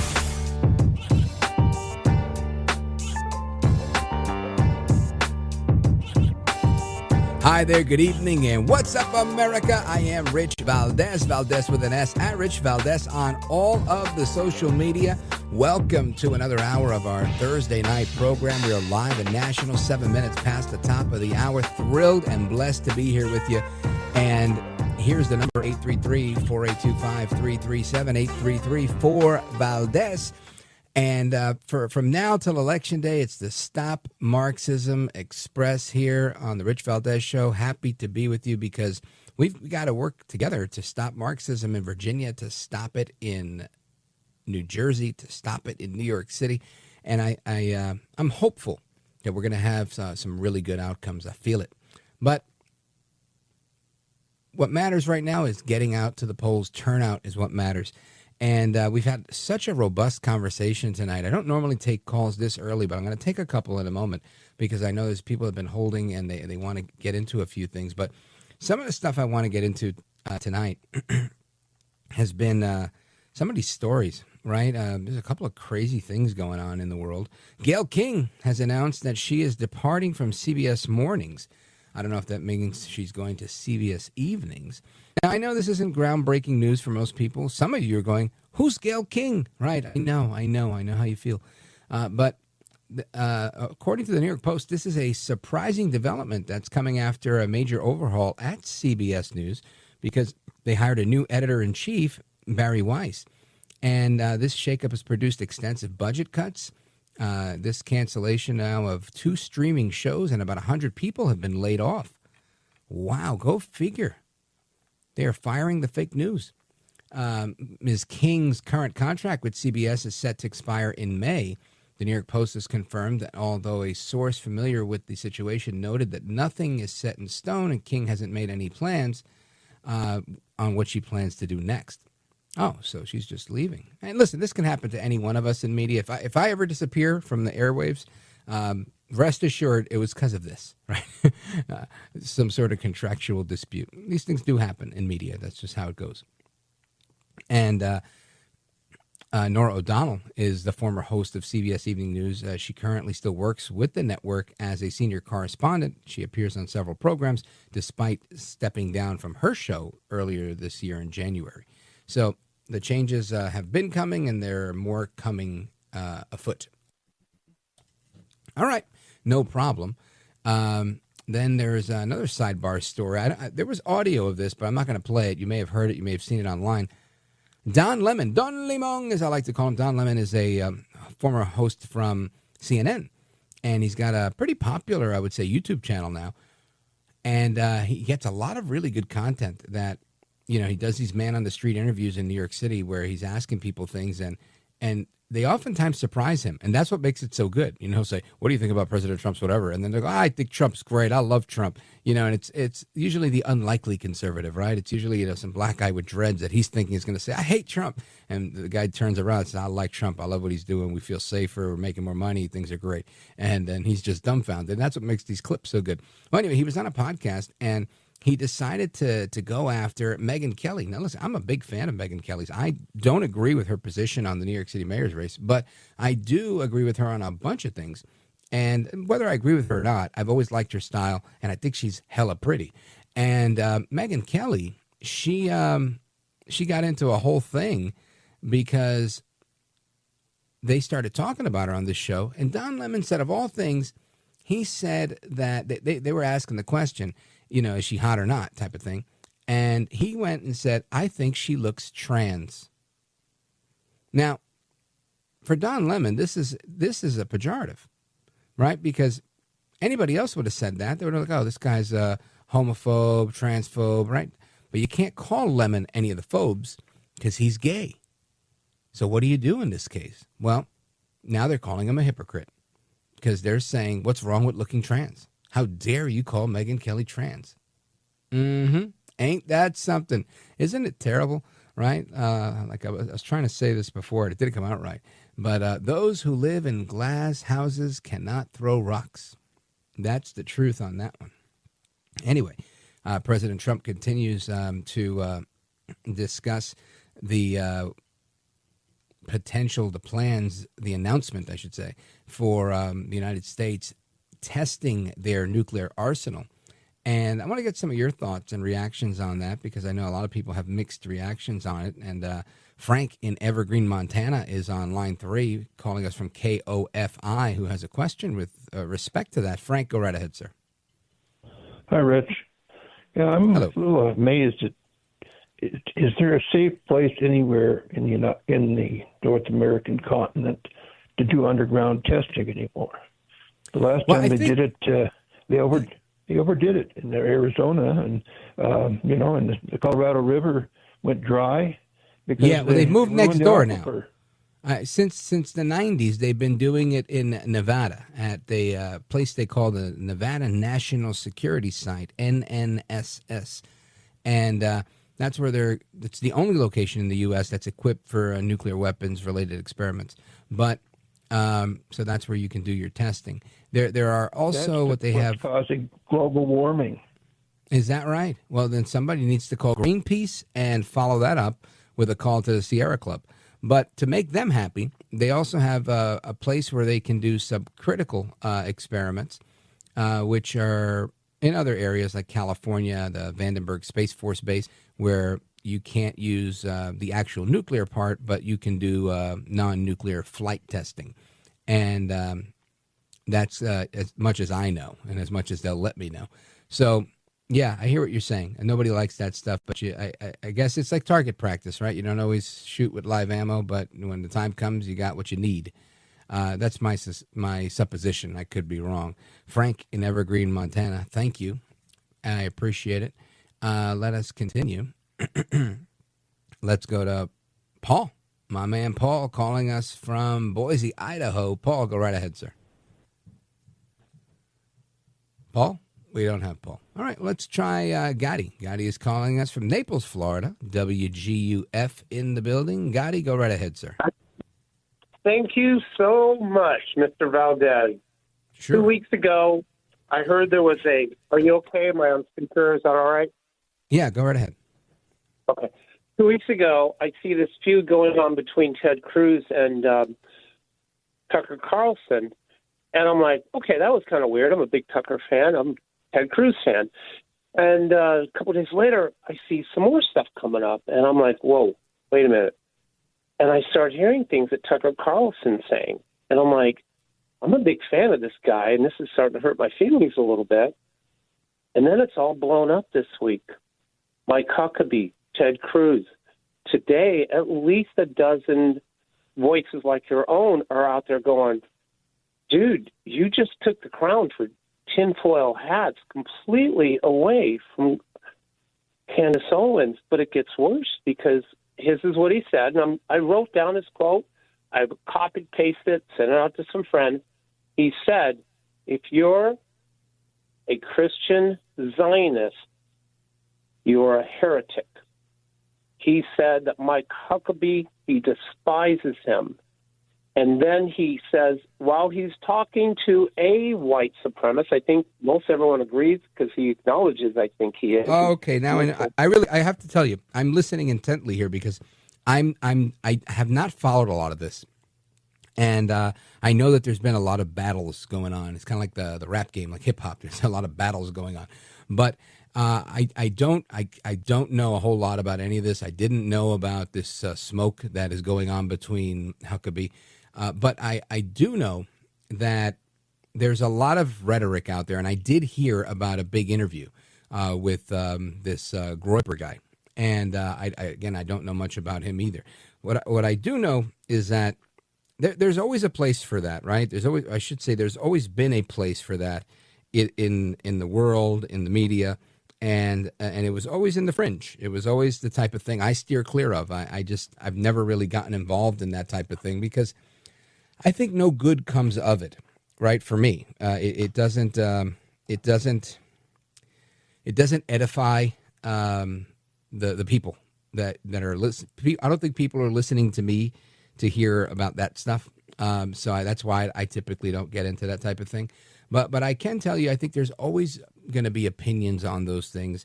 And to give a more cursory perspective on this, I'll say this, Gotti, that in recent times, in particular the last 3 years, there has been a big push, both with anti-Semitic commentary and just general criticism of Israel, which are different, distinctly different, right? They're not the same thing. But they are, it's usually how you get your foot in the door. You say, look, I'm not anti-Semitic. I am making a critique of the IDF or of Netanyahu or their policies. And then you follow that up with, it's kind of like saying, hey, look, I don't dislike black people. I happen to not like Martin Luther King, and you get your foot in the door and then you go down that road. Now, I'm not saying that they're part and parcel of the same thing. And I'm not saying anybody who's saying these things are racists or anti-Semites. But what I am saying is that there is a push. And where that push comes from, I can only presume it comes from the Nazis and from Hamas, right? Which to me are kind of the same cloth. There's always been an underground movement, and it's always been kind of fringe, right? Doc Martin, bald head, skinhead people that espouse that, Aryan type of view. Today, it's larger, right? There's a lot of people in recent years. You didn't hear people throw around this term, white supremacist, white supremacist, white supremacist. You didn't hear that as much as you do now. So you've got the left trying to paint everyone as a fascist white supremacist, and you have some folks on the actual extreme right that are, making these arguments that are like, hey, bro, that's kind of like off the beaten path over here, right? That's kind of wild.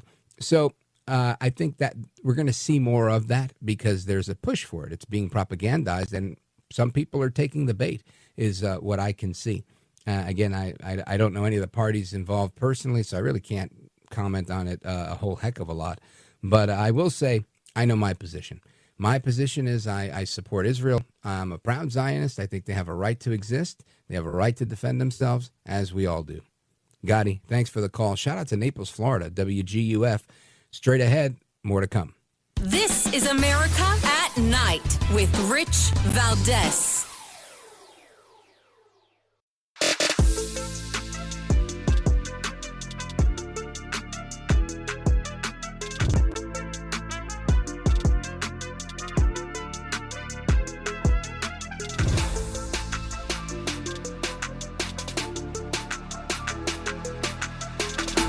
I want to listen to you, Rich, all the time. America at Night with Rich Valdés. A federal law requiring English proficiency for commercial drivers already existed. But according to President Trump, it had not been enforced in years. And he claims that made the roads less safe. Russell Rocha has been a truck driver for 17 years. We need to open the door to opportunity for everybody. While he says there is a need for drivers, Rocha sees the logic behind the executive order signed by President Donald Trump on Monday. If you can't read or understand a certain sign that's a little dangerous, it could affect all of us. The new order requires truckers to demonstrate proficiency using the English language before getting behind the wheel. According to the executive order, proficiency means drivers can read and understand traffic signs and communicate with traffic safety, border patrol, and agricultural checkpoints, as well as others. Es una ley inefasta. It's an awful law, Yoman Rivera told me. En mis 15 años como camionero. In my 15 years as truck driver, I never had an issue with English. Rivera claims he recognized the signs and communicated with officers with his limited English. First off. But according to Transportation Secretary Sean Duffy, there are documented cases where drivers' inability to read signs and speak the language may have contributed to a series of fatal accidents. We have to watch out for lives. I mean, that's most important, right? It depends on how many people are affected and how many people decide to exit the industry because of this. All right, that is a report from CBS News Miami. Ivan Taylor was the reporter there. And I just want to say, in the beginning of that report, he says, President Trump claims that this has made the roads more dangerous. And the first thing I could think of was, Was it President Trump claiming that the road was more dangerous, or was it the fact that there was a deadly accident in California, there was a deadly accident in Florida, and every time there's one of these deadly accidents, guess what? It's an illegal alien that's behind the wheel with a language barrier. So pardon me, Mr. Taylor from CBS Miami, if you missed that huge fact. Anyway, I want to get to the bottom of this with our guest. Our guest is the White House correspondent for the Washington Times. She's actually on assignment right now in New York City. So if we have time, we're going to also talk about the New York City race. But I want to talk about this because this, I think, is a hot button topic here. And Kerry Pickett joins us to discuss. Kerry, welcome back. Thanks for having me, Rich. You bet. So let's talk a little bit about this because, some truck drivers are sounding the alarm saying, what's going on? There are concerns that I think are legitimate. What say you? What's your reporting looking like? That's right. It isn't just President Trump who is watching Fox News or watching other networks and whatnot about this particular issue and seeing these horrific crashes in the past year. It's also the truck drivers themselves who are seeing lots of foreign nationals who are getting commercial driver licenses and who are getting behind the wheels of these big rigs. And very often, lots of U.S. truck drivers are wondering how exactly did they get their CDLs, because those CDLs those tests are done supposedly in English, and those tests aren't exactly very easy tests to pass, supposedly. Right. But according to this survey that was done by the American Transportation Research Institute, it was the 21st year this survey was done, you had like 4,600 respondents. 30% of those respondents were truck drivers. The third concern of say 10 concerns was English proficiency of the and that is up from the. This is their colleagues expressing the concern, right? Yes, exactly. You had the truckers are saying, like one of our top three concerns, number 3 was English proficiency of truck drivers. Now, I'd like to point out that last year that concern was number 7. Now it's number 3, and that is a big deal. And I spoke to Mike Kacharski. He gets around a lot. He is the owner of one of America's largest refrigerated trucking companies. And he says that he regularly hears from non-English speaking truck drivers. And, well, Kerry Pickett, I'm sorry to cut you off, but the music plays. I got to go. But we're going to come right back. I want to pick up on your conversation with Mike Kacharski about the refrigerated trucks and also about how people are getting these CDLs, because there's been a couple of bombshell stories on that as well. Amigos, we're coming right back with Kerry Pickett, White House correspondent for the Washington Times, and me, Rich Valdés.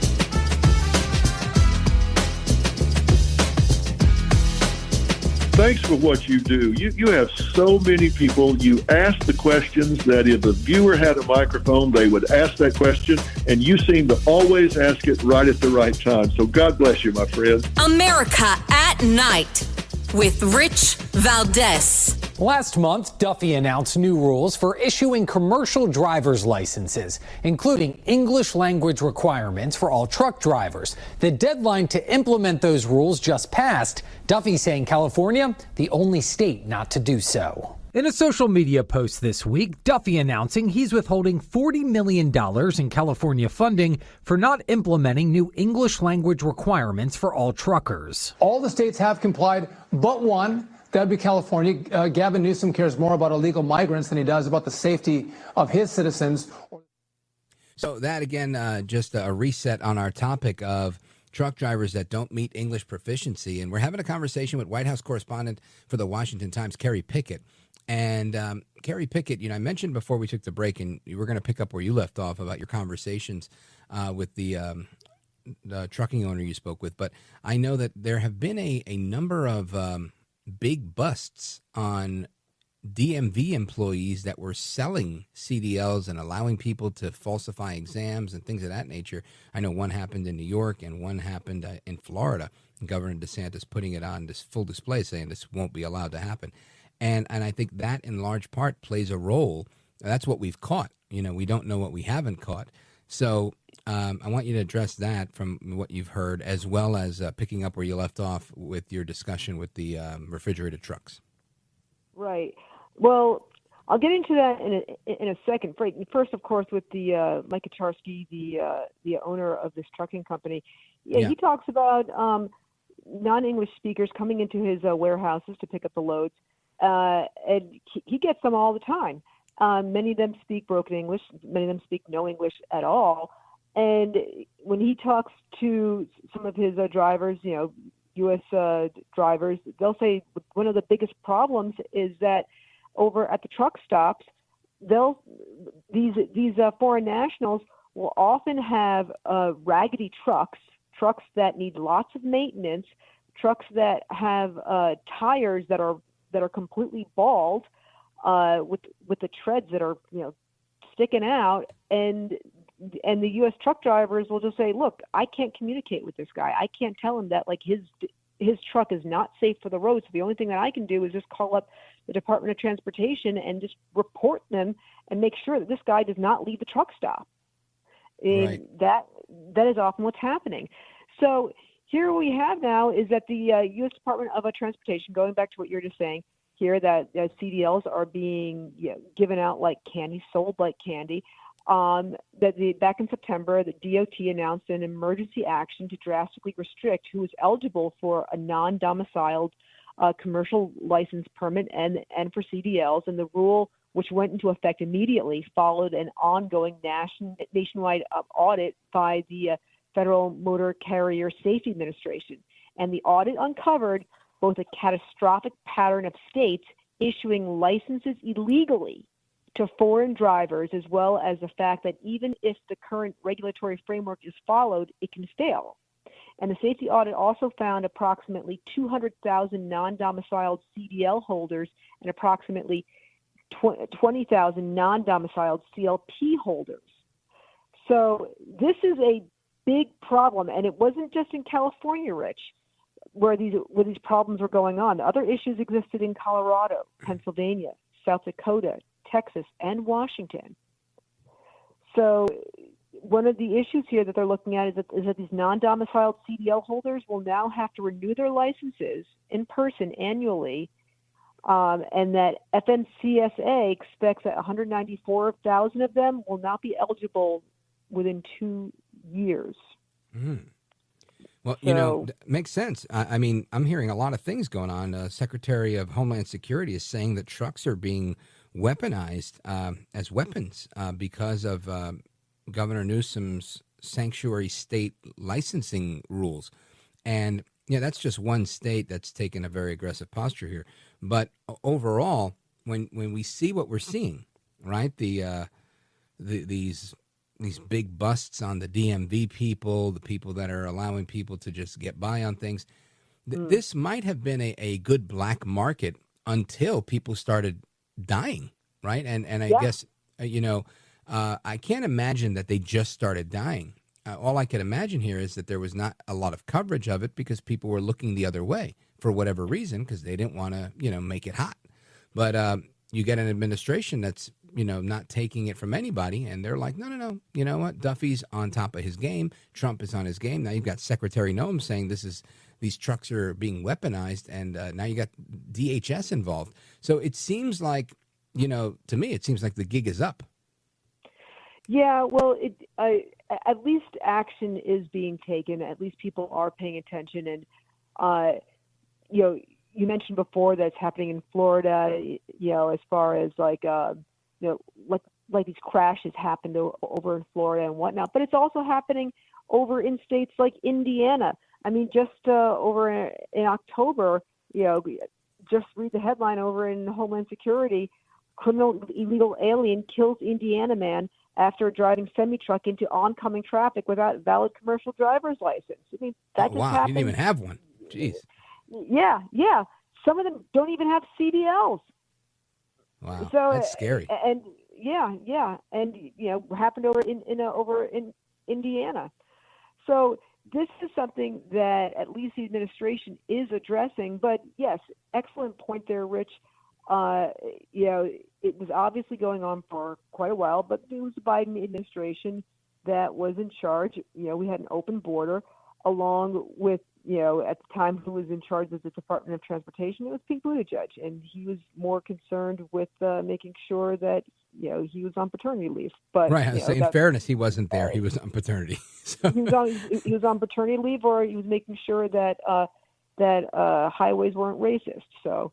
Right, racist highways. I remember that. What a 4 years we've had, Kerry Pickett.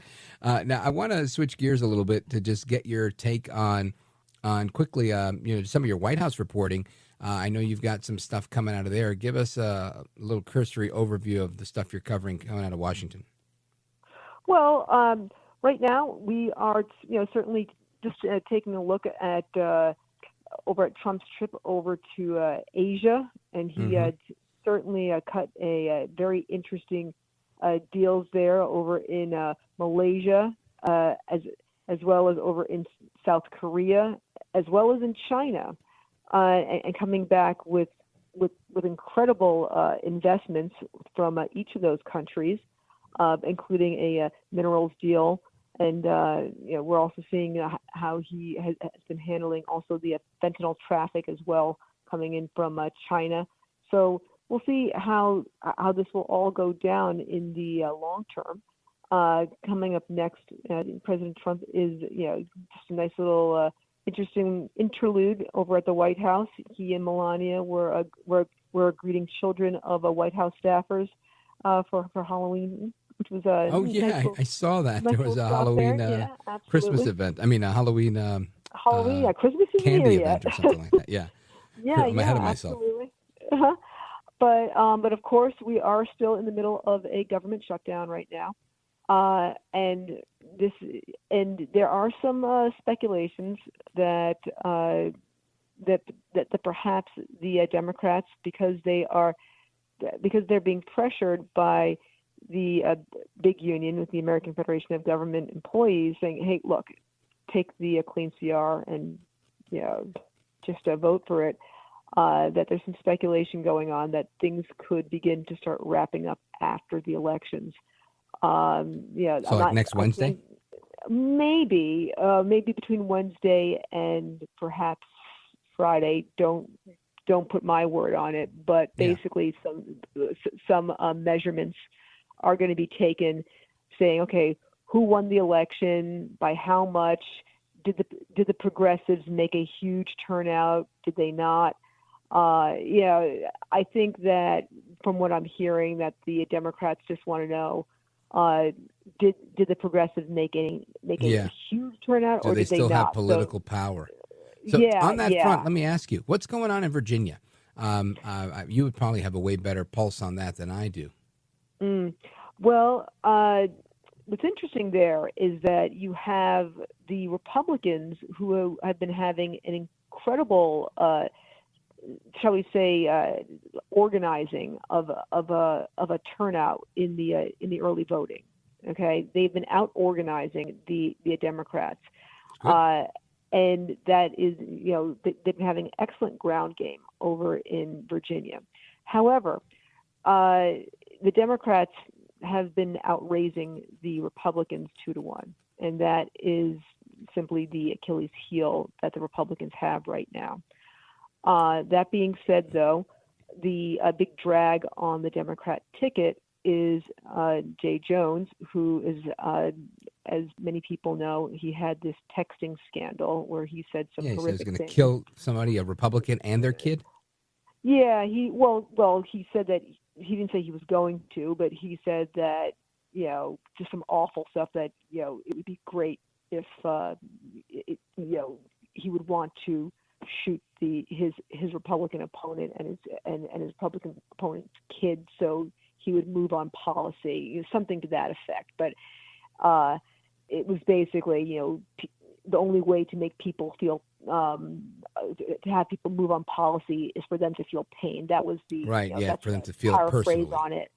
Yeah, and these are texts that he sent to a Republican colleague, and many years ago, and they came out, and now it's a big drag on the ticket because Spanberger wouldn't remove her support or even call for him to drop out. Obviously that never happened. So the question is it going to depress turnout for her?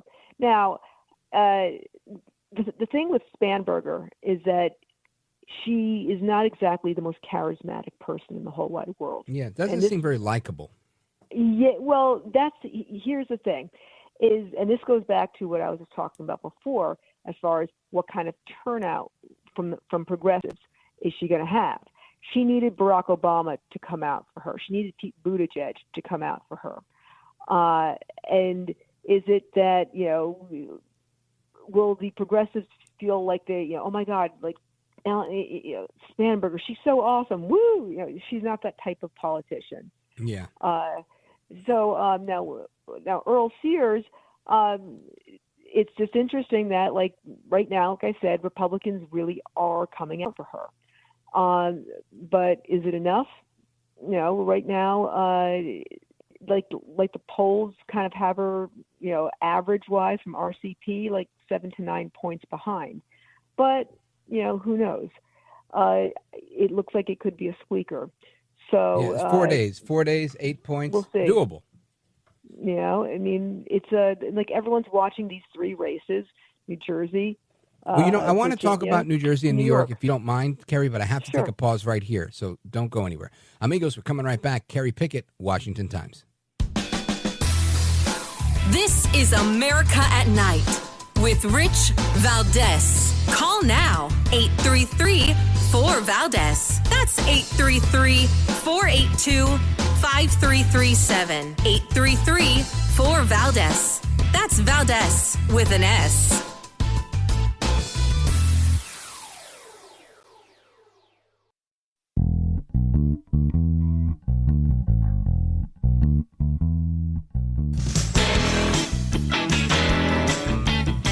Rich Valdés, who again will do a fine job, but I know you'll enjoy listening to him. This is America at Night with Rich Valdés.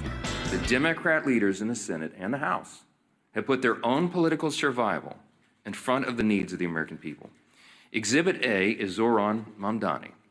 New York City, America's largest city, the cradle of capitalism that has always been, is facing a real crisis right now. They've got a 34-year-old, unproven, untested socialist who looks to be the next mayor.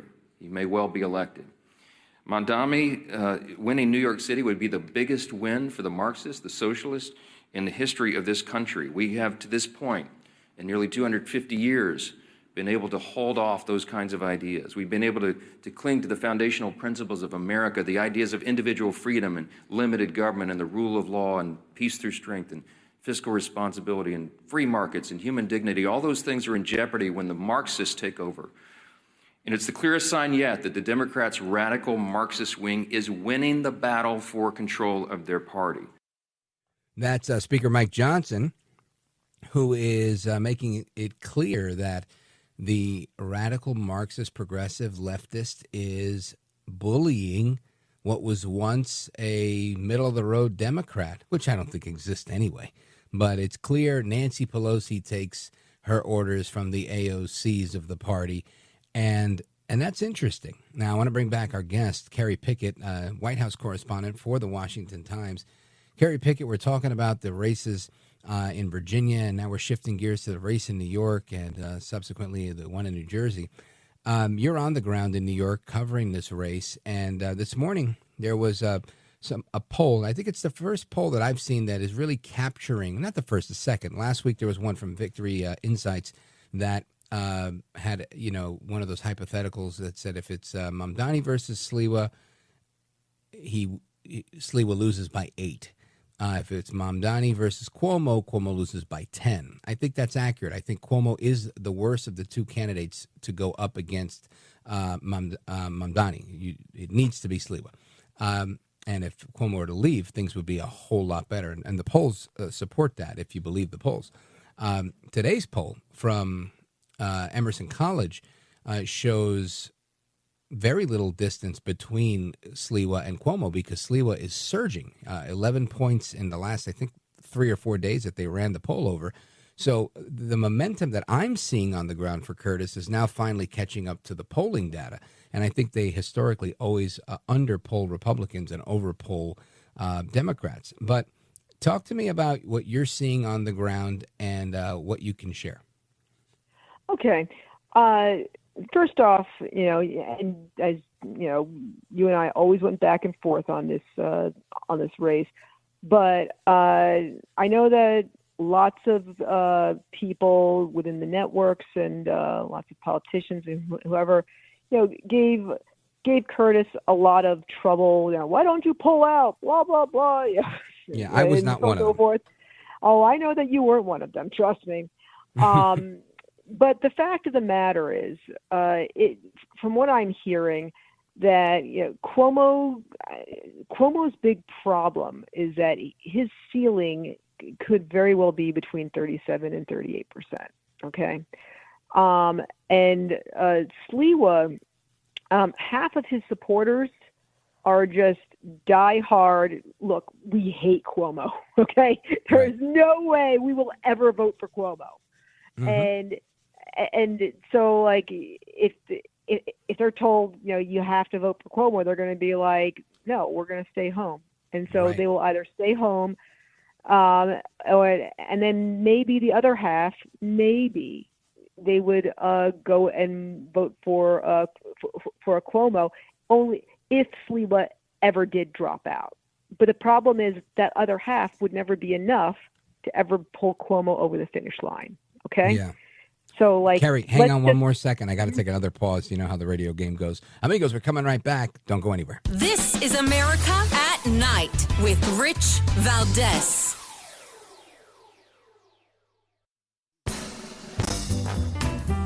All right, amigos, we're going to wrap it up with Kerry Pickett. Kerry Pickett, give me your final thoughts here on what's going on in New York City. Okay, well, it seems like a lot of people are finally paying attention to this race and the issues. And yes, we are seeing a surge.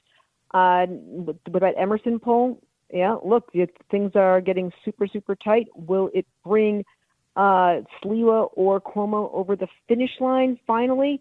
That looks like a huge uphill climb. And, I got to tell you, it's going to be very tough for either one of them. Yeah, it looks that way. I'll be on the ground doing what I got to do to help them get up that big hill, and we'll see what happens on election night. Kerry Pickett, I want to thank you for being here. Amigos, hasta la próxima. Take care, good night, and God bless you, America. I'm Rich Valdés.